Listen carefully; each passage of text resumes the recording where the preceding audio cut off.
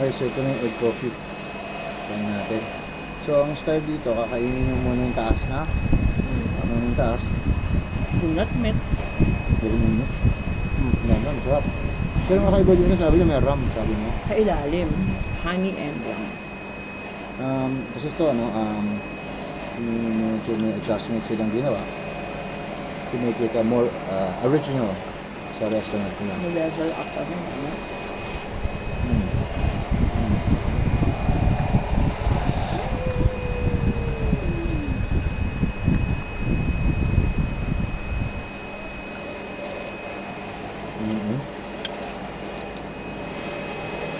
Parang kaluwa. Ano ba? Hindi.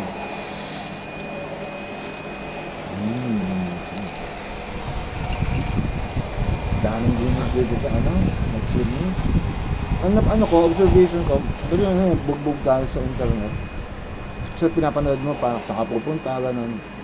Totoo naman, maganda yung sinasabi nila. Pero it's very different if you really jump into the experience. No? Sabihin yung get lost in the city, yun yung importante, yung keep an open mind.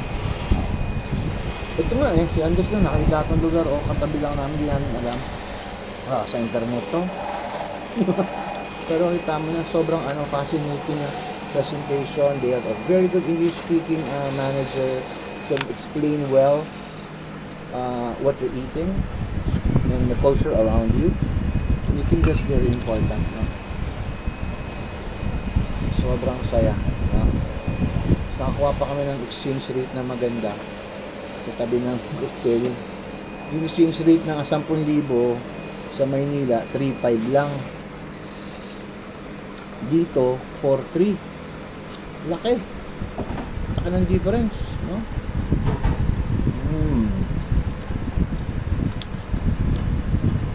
Pagkatapos nito, we're going to the Fine Arts Museum.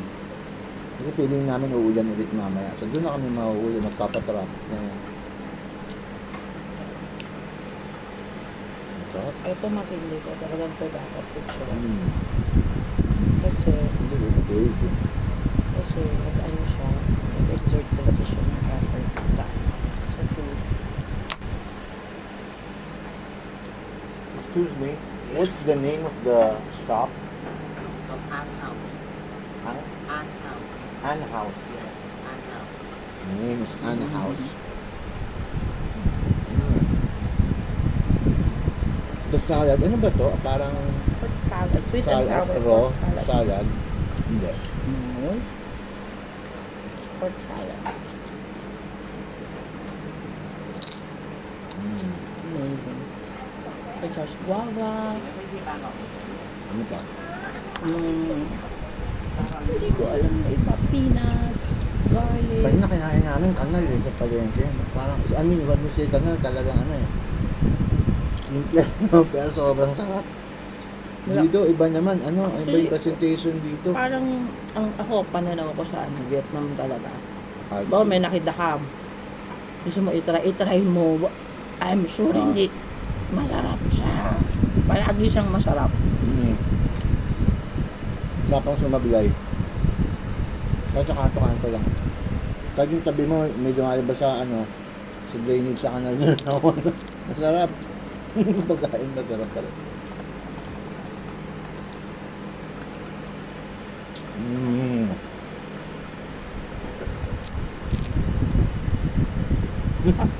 Nakain ko to. Sasabay yung gahayo-hayo.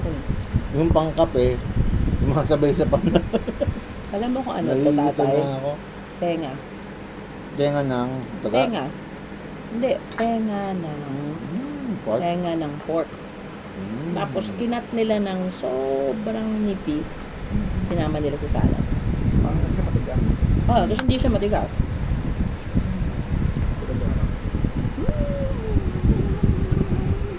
May kanya-kanya kaming egg. Okay. Mga puti sa gabi, nagiinuman na doon ng oras. Ang dami.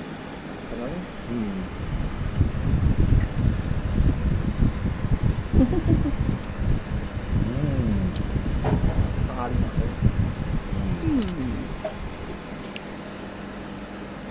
Dito, 11:20. 1 hour difference advance ang Maynila.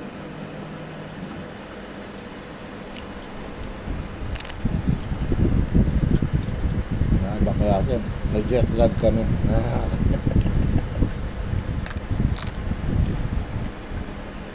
Hmm.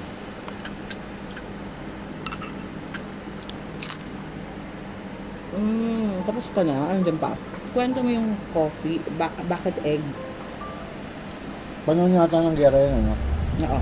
Naubusan yung ano, ng gatas. So, itlog yung ginamit. Pwede yung coconut eh. Kahapon yung tasted coconut coffee. Kung kape, okay din, sarap.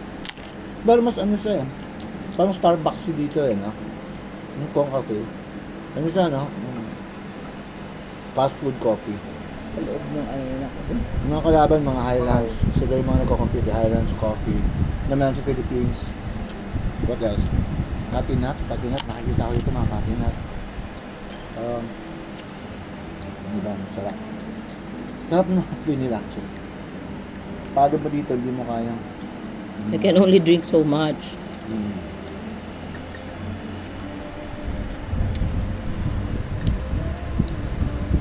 Galing. Tama.